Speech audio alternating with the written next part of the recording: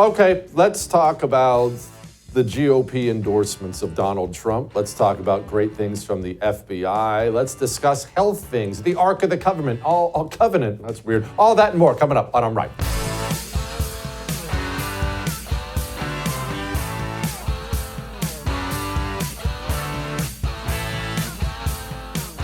Okay, let's talk.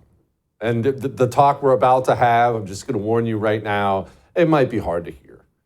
We're going to have a talk about good, bad, being an uneven person. We're going to talk about Trump's endorsement of Lindsey Graham. Before I get to that, let me just say this for the record. We are all of us, every single person, you, me, everybody walking the planet, we are all uneven, if I had to put it that way. Uneven, meaning there are going to be things you are good at and things you are terrible at. Doesn't matter what you do in life, that's just how we are. There was only been one perfect person who ever walked the planet. We're all uneven. Me, you know I can't write. I know I wrote a book, only one, and I had to have my buddy Nick Rizzuto help me write it, but I hated every single minute of it. Did you know that? If you told me to write 1,000 words right now, 1,000 words, it's not even much, 1,000 words, I would get this knot in the pit of my stomach like you can't imagine. Like most people would get if they were standing on a 1,000-foot cliff. That's how much I hate writing. I can't do it. I can't get my thoughts and my words on a piece of paper. I can't do it. Now you ask me to sit and talk. I talk for 4 hours a day. TV, radio, no problem. I'm uneven. Donald Trump, just like all of us, is amazingly uneven. And honestly, the bigger figure you are, the more seminal figure you are, the more uneven you seem to be. Michael Jordan was the greatest basketball player ever. Rumor has it, horrible family man. Elon Musk might be the most intelligent person to ever walk the planet. He's got more kids than Genghis Khan. Donald Trump is very, very good at many things. When it comes to internal politics inside the GOP, moving chess pieces around, getting the right people in the right place, making the right endorsement, he might be the worst person I've ever seen in my entire life. It's true. I want to show you something. This is Lindsey Graham, just some of Lindsey Graham's greatest hits. So this bill would allow judges to take guns away from a guy like this before it's too late. My bill with Blumenthal, the grant program for red flag laws, I think we've got in a really good spot with the White House, but that's just part of the package. If the committee decided to, say, increase by $100 million your budget, could you spend it wisely? I can assure you that any money that this committee thinks good sees fit to get, I promise it'll be good to get used. I believe you. Pardoning the people who went into the Capitol and beat up a police officer violently, I think was a mistake because it seems to suggest that's an okay thing to do. This idea, give up on Ukraine makes the world safer. If you pull the plug on Ukraine because you don't have enough capability, there goes Taiwan. You and your people, you're the ally I've been hoping for all my life. Not one American has died defending Ukraine. You've taken our weapons and you've kicked their ass, and I'm very proud to have you as our ally. Lindsey Graham isn't a bad senator for a Republican. Lindsey Graham's just bad. Do you know, Heritage, they give these senators scores. You know how you hate the GOP Senate, how I hate the GOP Senate? You can't name more than 4 or 5 good ones you like. You know what the average Heritage score of the GOP senator is? 78%. Okay, that's bad, right? 78%. You know what Lindsey Graham's score is? 56.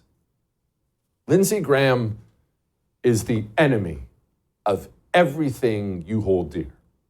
Lindsey Graham works day and night wearing a GOP uniform to undercut every single thing you want for your country. And last night, I was getting ready to go to bed. I wasn't even paying attention to the news. Trump puts this out on social media, and it's a long post. I'm not even going to read the whole thing. Senator Lindsey Graham has my complete and total endorsement for re-election. He will not let you down. Letting me down is what Lindsey Graham does for a living. And again, I can't look at the Trump presidency so far and complain that much. It's been a great couple months. Obviously, we need some things to move forward. We need deportations to increase and things. I get all that. I get all that. And there have been some hiccups here and there. I get that. But man alive, we have 1,000 battles to fight. 1,000 of these battles. Winning the presidency was one of 1,000. How many times have we had that talk? We have to win seat after seat after seat. Senate seat, House seat, local, state house, state senate, city council, school board. 1,000 battles we have to fight. And we elect Donald Trump and he gets in there, and he does all these things we want. And then he starts kneecapping us on the battles we need. I'm so incredibly frustrated with this stuff because there's no more powerful, influential Republican in the United States of America than Donald Trump by a mile. I can already see all the hate mail that's going to pour into the show after this rant. And by the way, I don't give a crap about your hate mail. I'm telling you the truth, and you know I am. Put the pom-poms down. It's embarrassing. And I'm worried about Texas. Texas is one of these states that could have the reddest senator. The senator furthest to the right, further to the right than you can imagine. In this red state of Texas, anybody who gets through the GOP primary would be elected senator in this state. John Cornyn is up next year for re-election. This John Cornyn. In President Trump's first term, he made America great, and Texas Senator John Cornyn had his back. And we're especially grateful to your wonderful senators, John Cornyn and Ted Cruz. This is John Cornyn. It's an honor to represent Texas in the U.S. Senate. In President Trump's first term, I was Republican whip, delivering the votes for his biggest wins. Now, I'm running for re-election and asking for your support so President Trump and I can pick up where we left off. It's going to be 2 years of this. 2 years of this Senate boob sucking up to Trump, pretending he's like Trump, trying to get the Trump endorsement. And I'll tell you right now, I'm worried sick. Because we have a real opportunity next year. If the rumors are true and Texas Attorney General Ken Paxton is going to challenge John Cornyn in the Senate primary, we have a real opportunity next year to take out a rhino, to ditch him. That opportunity probably disappears if Donald Trump steps in and does exactly what he did last night, choose the swamp side. Choose the rhino side. I mean, look, here's some of John Cornyn's greatest hits. Hi, I'm Texas Senator John Cornyn. The last year has proven quite a challenge as we've navigated the impact of COVID-19. But with safe and effective vaccines finally being administered, there's light at the end of the tunnel. Getting vaccinated is the fastest way that life can return to normal. Under the effective leadership of Director Wray, the agency has remained committed to doing things independently and by the book. Section 702 of the Foreign Intelligence Surveillance Act. I've called this the most important law that most people have never heard of. It's been called the crown jewel of U.S. intelligence. Please, anybody in the White House listening, please speak to President Trump. Implore him to do the right thing when it comes to the Texas Senate next year, because we have an opportunity and it is one Trump can take away like that. All that may have made you uncomfortable, but I am right. We have a huge show for you. Talk about the White House, the AP, so many things. But first, let me talk to you about getting yourself a good night's sleep every night. It's important. Changes your entire world. Changes how you feel all day long, changes how you work, your relationships. But what do you take to sleep? There's so many things. You can ask the doctor and he'll prescribe something for you. You can take something from the over the counter in the pharmacy. Why would you do that when you have something natural? You could have a delicious cup of hot chocolate before bed and it'll put you to sleep. It's Dream Powder from Beam. Me, I take a little cup of milk, I nuke it, microwave it, mix in some Dream Powder. This is about a half hour before bed. Sip on it, and I drift off to sleep like a baby every time. I never miss a good night's sleep because of dream powder. You want to try a bag? Just try one bag. You'll always have it, I promise. Shopbeam.com/Jesse Kelly. We'll be back.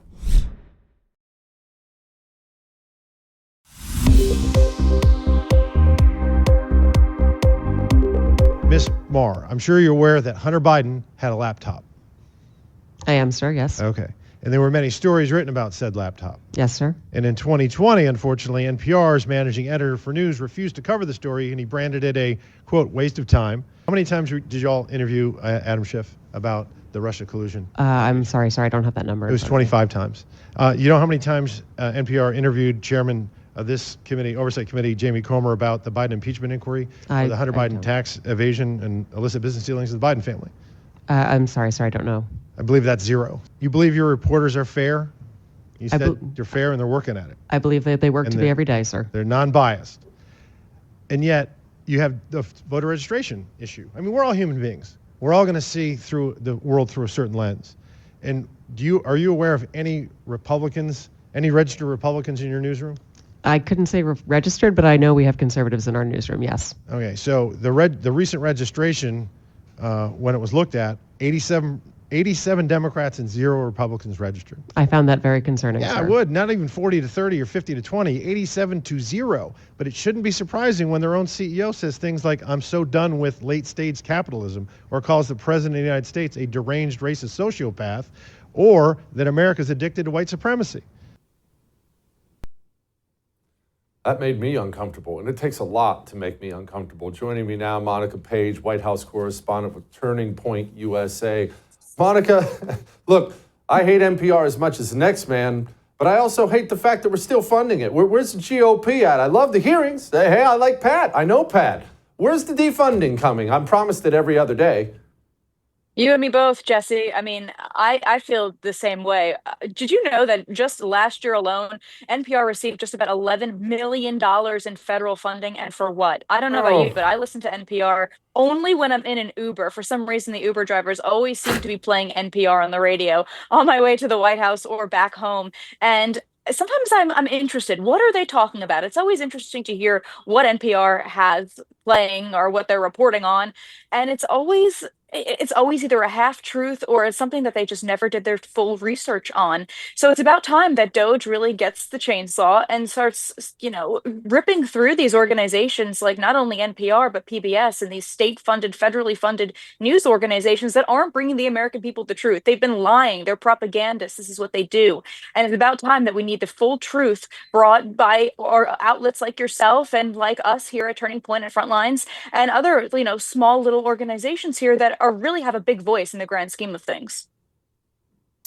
Monica, as people can see from your background, you are inside the belly of the beast. So maybe you can help me understand why does the GOP not do these basic popular things, like things Trump campaigns on, and then the House or the Senate, they won't do it. But these are the things people like, and it's way beyond NPR or any of these other things. Why? What is it about that place that makes GOPers just their brain and their guts fall out? It's a very interesting dynamic, and I'm kind of glad that you brought this up because I feel like sometimes the GOP and Republicans really need to be pushed a little bit, and President Trump is always the one to push things forward. I mean, he's a doer. He'll do everything that he says he's going to do. That's what makes him so popular. That's what won him the popular vote in November. So when you see these House Republicans or just these establishment Republicans here who are really slow walking what the American people want and these great ideas that will truly make America great again, it's a little bit concerning, and it kind of makes me a little wary as to what the future would look like post President Trump. Will, whoever comes next, if it's not JD Vance, will they do what they say they're going to do? And I think that, a lot of the changes that have been brought here, whether it's with the media, with the economy, immigration, you name it, it's all because of President Trump. He is a kingmaker, but he also is a doer. And I think that this is, something that many people have been asking themselves for years. Why isn't anything done? Why are we slow walking? Why aren't we doing this or that? And these are just questions that everybody should be asking themselves. But, the man in the White House right now, he always fulfills the promises. He brings results, real results, saving people money, abolishing, these sanctuary cities, perhaps that might come today or in the coming future, and just making life easier for everybody and safer for everybody. It makes you wonder what the true agenda is with the establishment GOP. Are they in it because of the money? Are they in it because other people have something on them? It is a very interesting dynamic between President Trump and the establishment GOP.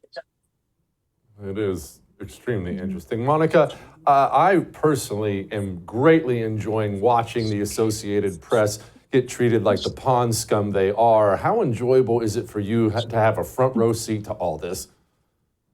Oh, it's hysterical. I mean, it's funny to kind of watch all the mainstream media and the legacy media outlets kind of rallying around the AP. We got a very long email from the White House Correspondents Association president, Eugene Daniels, just last night saying, hey, the AP is back in court for their second hearing. They're really hoping that everybody can rally around them, show up to the courthouse, wear, your pro-First Amendment pin on your lapels, share this image on social media to show that you stand with the First Amendment and with the AP.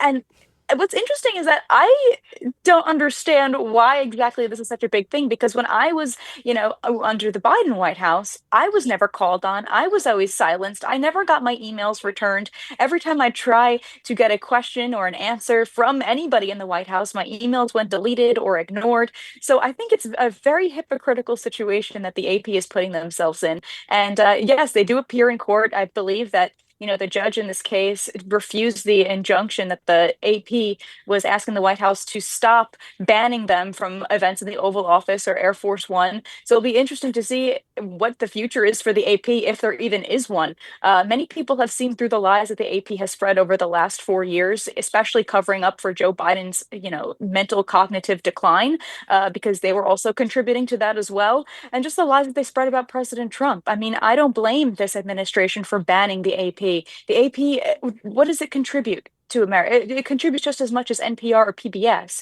If you're not going to, call the Gulf of America, if you're not going to call it Mount McKinley instead of, why would you even want to have the respect of the president, or even just be in the room where hundreds of other people like myself would love to be in that space and treat it with respect? And the AP's disrespect, time over time, it's about time that this has happened. Monica, finally, there are things that sound amazing, but turn out to kind of suck. Like stuffed crust pizza is a great example. It sounds great, looks great. It never adds up. It's never as good as you think it's going to be. What's it like in the White House to be in that room? It's big, it's important. I've never been. I'm sure I'll never get invited. Is it cool?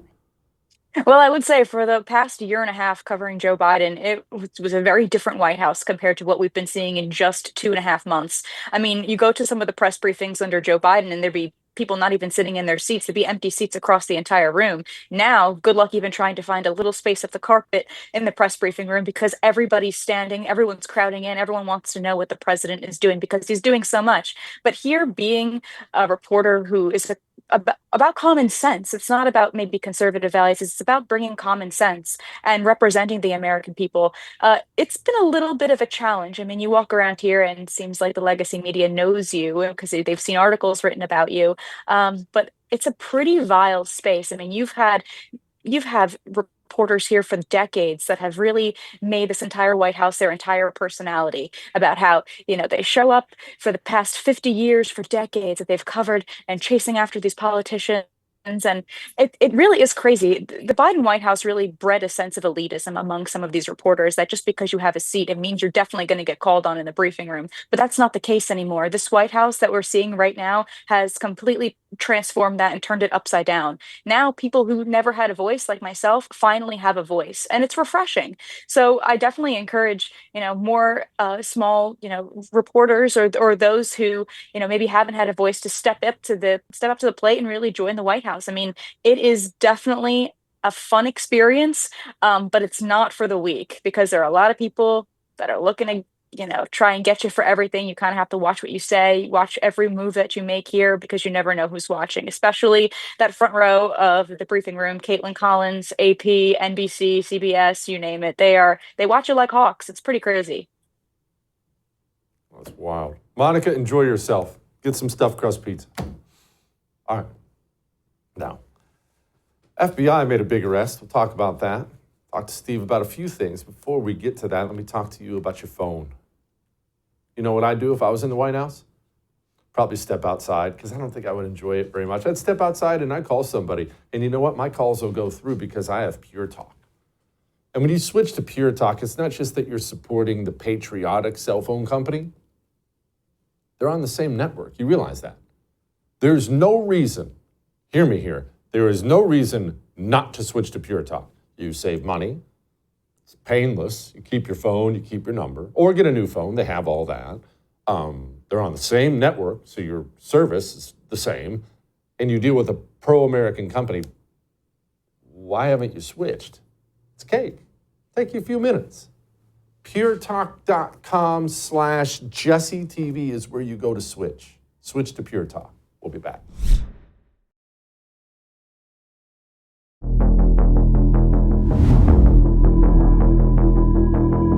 Early this morning, one of the top leaders of MS-13 was apprehended. He was the leader for the East Coast, one of the top 3 in the entire country.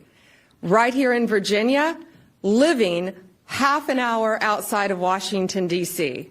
He is an illegal alien from El Salvador, and he will not be living in our country much longer. I've been working on this literally for the first 3 years of our administration with little to no help from the senior leadership in the federal government and the Biden administration. This is what happens when you let good cops be cops. And we're going to continue to let good cops be cops across this country. All right. But look, there's a lot to love right now. Celebrate it. I certainly don't want to be Debbie Downer, but I can't help but think we keep rounding all these people up in the first 2 months. So the Biden administration knew where they all were? Joining me now, my friend Steve Deace, host of the amazing Steve Deace Show. First of all, congratulations, my friend. It's my understanding you were going to be with the wonderful Blaze for a few more years. That's 1, 2. Steve? I know. I am just as surprised as everyone else as they fell for it again, Jesse. So thank you. Yes, I will be.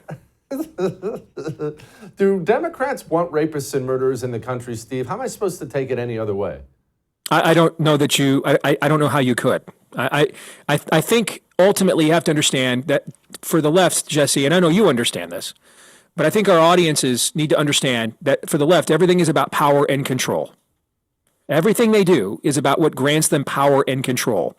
So do they want rapists and drug dealers in the country, as long as they're not in their neighborhoods, and allowing destabilizing forces in other places where they don't live will give them the power and control that they seek? The answer to that question is yes. It's why you're watching them turn on electric vehicles. Like, I'd never buy one of those in a million years, even if I could afford it. Right? To me, I just think there's just something un-American about a vehicle limiting the amount of I can travel until I charge it for 30 minutes, and of course then gives the government the power to decide whether to shut the spigot off on me or not. But now they're turning against the very electric vehicles. 2 Super Bowls ago, Jesse, every ad was an electric car, shoving them down our throats, mandating that we buy them. Now they're lighting them on fire and literally defecating on them. Why? Well, because Elon Musk is the best-selling electric car dealer in the world, and he's close to the president of the United States, who they loathe, because he's in the way of them acquiring power and control. And this is why woke white women think they can tell Dave Rubin who's really gay, and think they can tell Thomas Sowell who's really black. Okay, because you are in the way of us acquiring the power and control we want. Whatever grants them more power and control is what they're for. Yeah, these people are freaking monsters. It is. Speaking of monsters, Steve, I'm not going to say I have an issue yet, but I'm starting to have an issue with the Trump administration as it pertains to these judges. Judge Boasberg, of course, the same loser that wanted a plane full of murderers turned around. He, of course, has now gotten the signal chat lawsuit. So we are now 2 months into the Trump presidency. We can't have DOJ cuts. We can't deport rapists. We can't deport. So at what point in time does the Trump administration stop putting out social media posts complaining and just start ignoring? Because if it's 4 years of this, then it was 4 years of nothing. I agree with you. At the very minimum, there's an argument taking place. I mean, we've never had an advisor as close to a president of the United States saying the things about the judiciary and the judicial branch in wide open public view that Stephen Miller is saying right now. So that tells me one of two things, that either A, he is doing this at the direct request of Trump in order to till the soil for the confrontation to come, or Trump is maybe playing coalitions within his own administration off of one another, and Stephen Miller at least has enough of a green light to try to win enough opinion on the right to his side, and his side is the right one. What's happening here is that if you're trying to put down a populist revolt, Jesse, then you take bodies that are not popularly elected and therefore not directly accountable to the people to do it. In Trump's first term, we saw this manifest two ways. You saw the unelected intelligence community attempt to do this with Russia collusion, which they were the source for, those bureaucrats. And of course, we're all patriots here. It's post 9/11, and that we hold these institutions guarding us and defending our honor, from sea to shining sea at a high esteem. So you don't want to question them, of course. And then when that failed, ultimately did it again with the scamdemic. And so now it's our public health officials, unelected bureaucrats we'd previously never heard of, Debbie Birx, Anthony Fauci, Francis Collins. And of course, I mean, they have our best interest at heart. We put all 75 shots in our kids. They demand, no questions asked. You don't want to hate grandma, right? And so now the new unelected bureaucracy are the judges, all right? And this is the most dangerous psyop of them all, because all of our lives, the right has assumed the position and ankle grab that the mere use of the four words, the courts have spoken, right? And we thought, because it was a nice grift for people on our side, frankly, that we can play judicial Russian roulette as well. We'll win about 25-30% of the time if we're lucky, but that gives somebody a power base and a banquet circuit to find the next crop of judges and access to the system. Well, we've exhausted that now. And we're at the point now that they're not going to let him be president of the United States unless he defies them. And he's going to have to defy them. That's the only way out. Impeaching a judge sounds great, Jesse. We've done it 15 times ever. The last one was in 2010 over bribery. If we don't have the capital or unity to do that, we're going to get 2/3 of a vote of the senators to do that. We can't get them to 51 votes right now for a friggin' tax cut. What needs to happen is Trump's got a moment here to be a Jefferson Lincoln kind of a figure. Lincoln defied the Supreme Court over Dred Scott when he issued the Emancipation Proclamation. Trump needs to do the same thing. Don't issue a statement. Don't put out a post on Truth Social. Just do it. Just do what the people elect you to do. Use the power they gave you and the authority that they have as the government by the consent of the governed. Just do it. Let them whine. Let them complain and moan, and then take your case to the people in the next election and say, hey, if you like my interpretation of the Constitution, that we get rid of MS-13 and Venezuelan drug lords, vote for me and my party. If you like the Supreme Court and the Democrats, we just let these people live here in a perpetuity, vote for them. That's the way it's supposed to work. No one single branch gets the final word on interpreting the Constitution. They all have that authority under the Constitution. And then the final word on the Constitution is actually not any one branch, it's the people. So Trump should fulfill his oath, fulfill the power the Constitution gives him, use the power and authority the people granted him, and then if the courts disagree, take that argument to the people and let them ultimately render the verdict. Should be noted, just on my own personal note, that if Donald Trump chooses to go full Lincoln, I want him to go full Lincoln and arrest journalists. But that's another story entirely. Joining me now to move on I could be convinced. That conversation. All right, focus. I didn't want to put that on you, Stacey. I just wanted to own that. I didn't want to put that on you. Now, RFK Jr. has a new CDC director. Trump has a new CDC director, a Susan Monarez. What do we know about this woman? Well, apparently not as much as we thought we did. Now, here's the thing. It seems to me that Trump is assembling a cabinet of rivals on the public health front. You have a variety of views. Many of them represent my own. Some represent other views. He's going to kind of play them off one another and say, hey, you guys figure this out. I think that's probably what's happening here. My real problem with Susan Monarez is, why go get someone, if you wanted someone to represent the conventional medicine big pharma viewpoint, so they have a voice in the room as these things are being debated, fine. But there's plenty of people that are loyal to our side that have these exact same views. I don't know why we needed to get a Biden, Kamala, Obama person to do that. You see, I mean, if we're going to grant agency across the spectrum of thought on an issue, reward your own people. I find it funny that I've got to convince the Trump people to practice patronage. It's one of the things they're actually the best at, so I don't understand why we give a seat chair then, give it to one of our people. We have plenty of people with big audiences, that love big big pharma and like to remind people their wife's a doctor, give them a seat then. I mean, they're loyal to us on many other issues. Do not give a seat to somebody from the Obama wing of the bureaucracy. That's the part I really don't like. What I'm also fascinated about here, Jesse, is RFK Jr., I mean, he knighted her. He transferred a lot of his extensive political capital in this arena onto her. You know, and so I don't know how many gangster movies and mafia movies you've seen, but, you know, being Sicilian, I've seen quite a few. And what ends up happening if you're the guy that brings the informant into the family?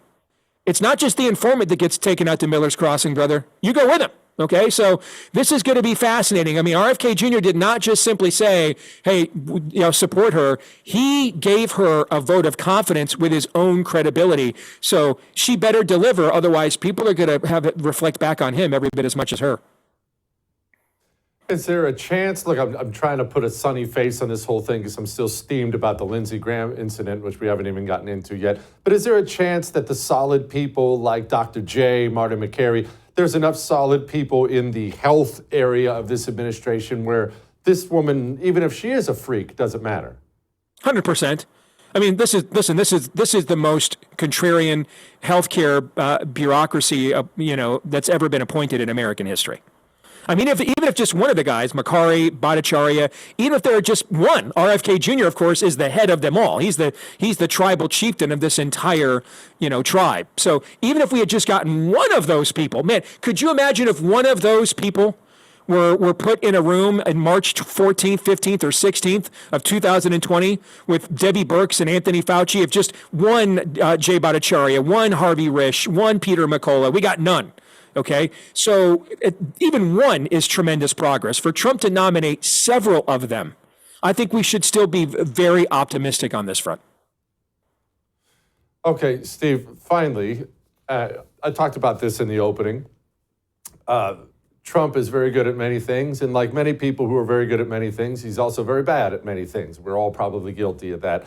His internal politicking inside the GOP is so horrible that it makes me want to pull out the very little remaining of the hair on my head. We are daily getting calls to primary Chip Roy and Thomas Massie, and yesterday we got a full-throated, pardon the pun, endorsement of Lindsey Graham.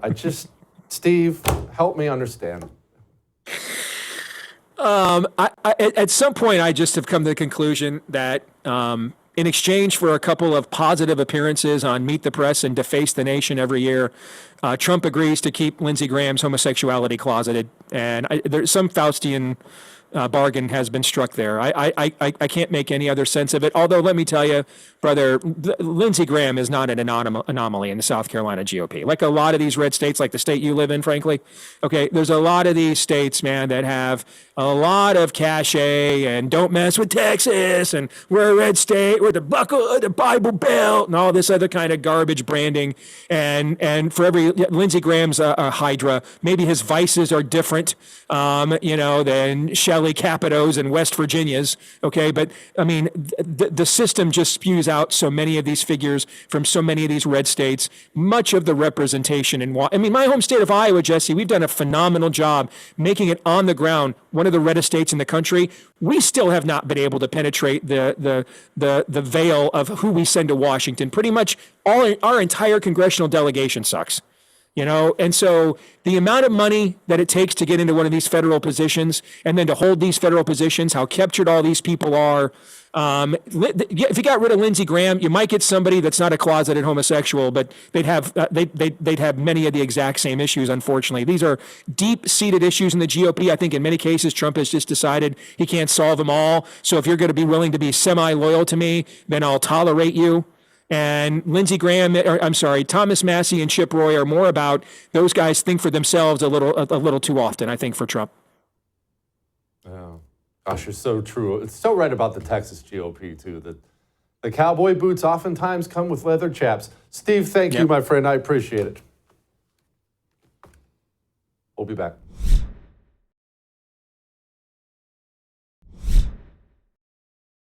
Okay.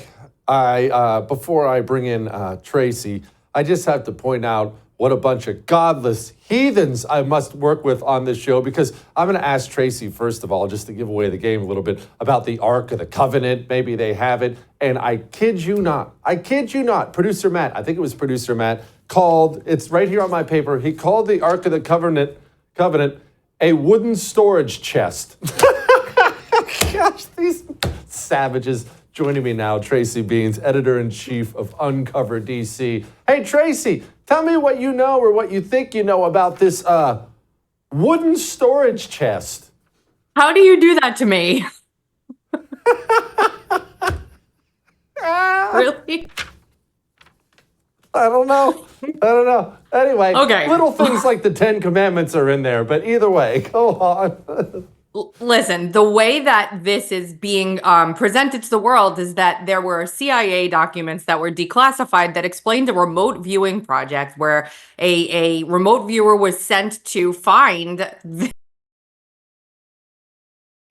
and was able to, and you know, they successfully went through the process of remote viewing and found the box. Now, there's been a lot of talk going on lately, especially since the podcast, The Telepathy Tapes, came out, about human consciousness, what we're capable of, and what's been suppressed for like thousands of years from us to keep us kind of like docile and not realizing, you know, the kind of power we have telepathically or otherwise.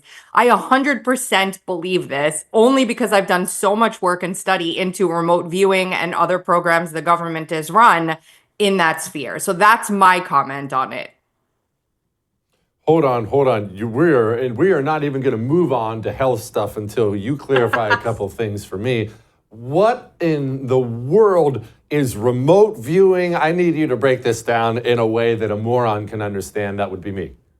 Remote viewing, it was a project that the CIA did to use psychic people to view targets around the world so that they could then conduct better warfare.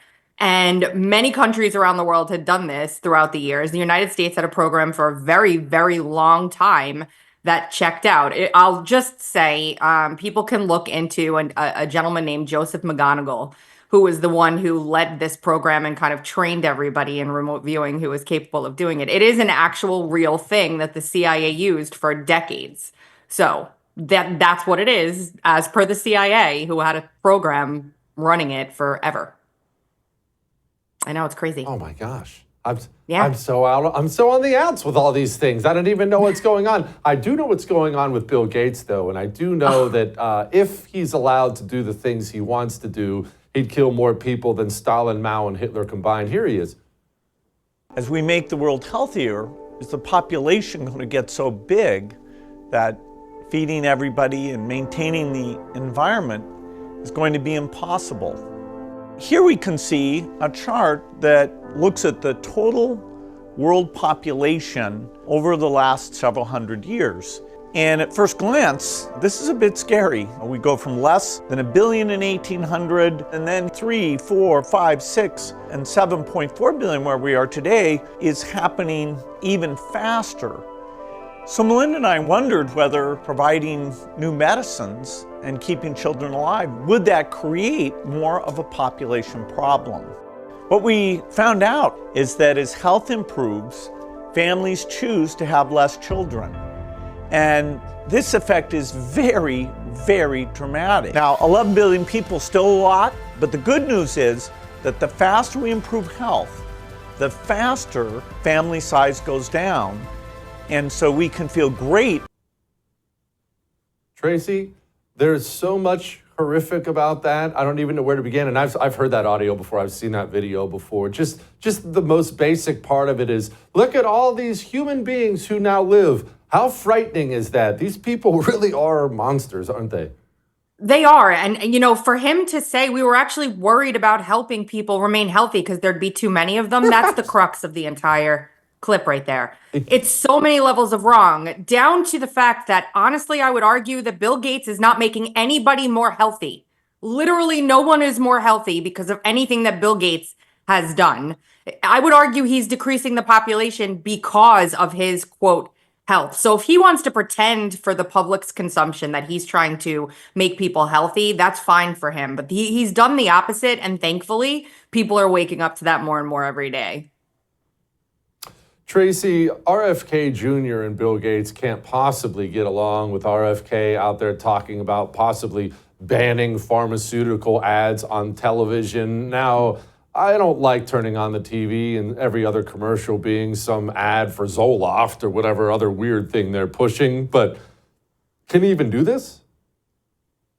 He can do it, and I think that it's something that he may be seriously considering. He talked about it on the campaign trail quite a bit. It's almost like you have to put a bunch of disclaimers about how these drugs can hurt you, which is why people are chuckling more and more, because most of the side effects also include death for most of these medications. But big pharma is running media. All of that ad money goes into media, a lot of it anyway. So if that funding goes away, I would be so curious to see which news stations stay on air and which ones don't. I don't know the last time we marketed a drug to people.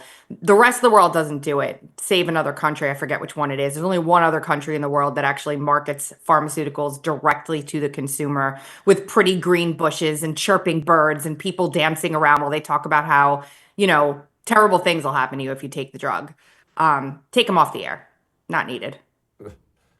Okay, what's the controversy around soda and Snap? And look, you're the health freak, I'm the unhealthy one, but I will say this is the only health freak contribution I'm going to make to this conversation.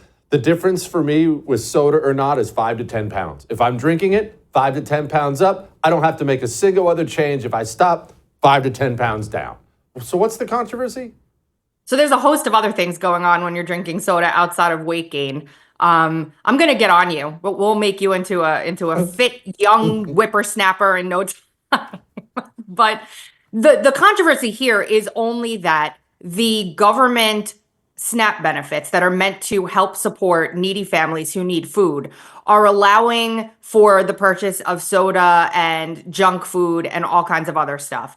And states have to get waivers to make it so that that doesn't happen anymore. And when you're going out and you're buying soda and you're buying Twinkies and you're buying all this other stuff with tax dollars, my money, I don't want to be feeding a lifetime of metabolic disease, weight gain, diabetes, and everything else, which then makes the person who unfortunately can't afford all of their own food dependent also on government-run healthcare. And it's just a nasty, violent wheel. So nobody's banning soda or advocating for banning soda. People are just saying, we don't want tax funds being used to buy things that are going to ultimately make you more of make you more sick and more dependent. We want to empower you to buy food that is going to make you healthy and less dependent. And that's basically what the goal is. RFK right now is reviewing baby formula. Now, if you ask my wife, she'll go on a long rant about baby formula, but I'm going to allow you to take the stage here. Do you like it? Do you hate it? Well, I think it's important for some mothers who can't breastfeed or don't want to breastfeed. The problem is that every single baby formula that was tested by Moms Across America, an organization run by Zen Honeycutt, had heavy metals and some even had other chemicals in them. So 100% of the formulas tested had heavy metal contamination far above the legal limit, which I argue should be 0. So we're not only feeding our babies high fructose corn syrup and all kinds of other nasty stuff, but heavy metals. And so what the HHS is doing right now is saying, we're going to take a look into how the FDA can work to make our baby formula not toxic for babies. Seems pretty common sense to me. People don't realize this, but baby formula at this point in time is sickness formula. It's got a whole bunch of nonsense in it that babies shouldn't really be consuming. So if you can breastfeed, breastfeeding is best. But if you need to supplement with formula, you should be able to buy formula that's actually pure and not contaminated with mercury and aluminum and other metals. That's what that's all about. Tracy, can you help me understand really quickly before I let you go, why heavy metals are in anything at all? I guess I don't understand. There has to be some explanation. Who's creating baby formula and saying, hey, we need to put Metallica in there?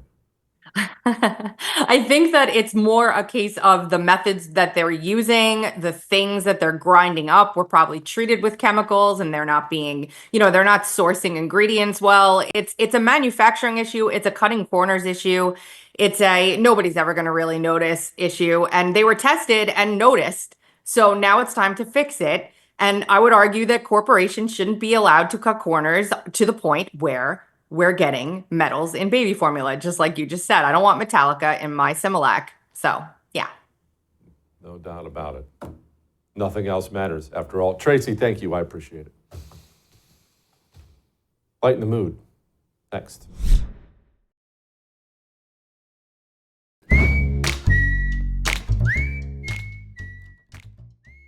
All right. It is time to lighten the mood. And look, I always enjoy lightening the mood with beating up on dirty communist reporters. And hey, for a long time, for the longest time, I was understanding if you wore a mask. Wearing a mask was never my thing. But again, I'm a big personal preference guy. You want to wear a mask, it's your business.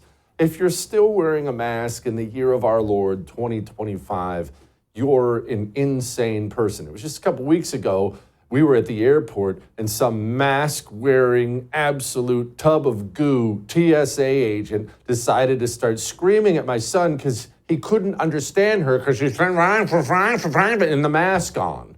So look, at some point in time, you have to start shaming people. Trump does it pretty well. How would you handle it if a state like California were to put in place education policies? You know, I haven't seen a mask in so long. You're wearing a mask. So nice of you. I haven't seen anybody wearing a mask in a long time. It's good. You feel more comfortable, right? Yes. Good. That's good. So go ahead. That's so condescending. Good for you. I'll see you tomorrow.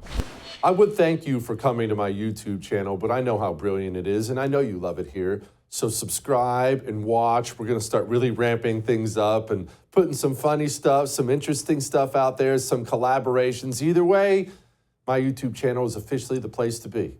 So stick around.